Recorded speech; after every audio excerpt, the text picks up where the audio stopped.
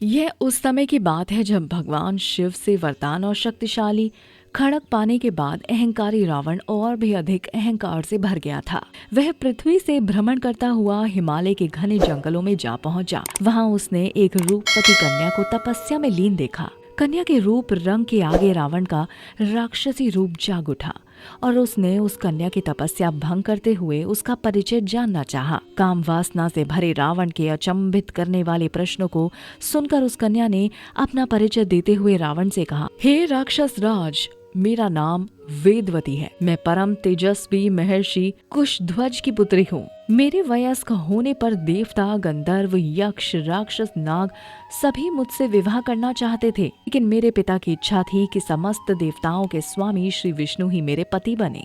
मेरे पिता की उस इच्छा से क्रुद्ध होकर शंभु नामक दैत्य ने सोते समय मेरे पिता की हत्या कर दी और मेरी माता ने भी पिता के वियोग में उनकी जलती चिता में कूदकर अपनी जान दे दी। इसी वजह से यहाँ मैं अपने पिता की इच्छा को पूरा करने के लिए इस तपस्या को कर रही हूँ। इतना कहने के बाद उस सुंदरी ने रावण को यह भी कह दिया कि मैं अपने तप के बल पर आपकी गलत इच्छा को जान गई हूँ।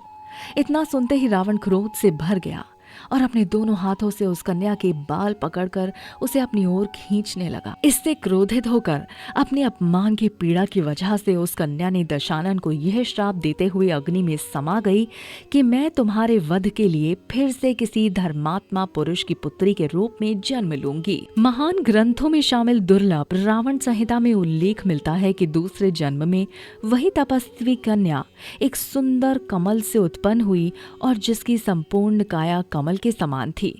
इस जन्म में भी रावण ने फिर से उस कन्या को अपने बल के दम पर प्राप्त करना चाहा और उस कन्या को लेकर वह अपने महल में जा पहुंचा, जहां ज्योतिषों ने उस कन्या को देखकर रावण को यह कह दिया कि यदि यह कन्या इस महल में रही तो अवश्य ही आपकी मौत का कारण बनेगी।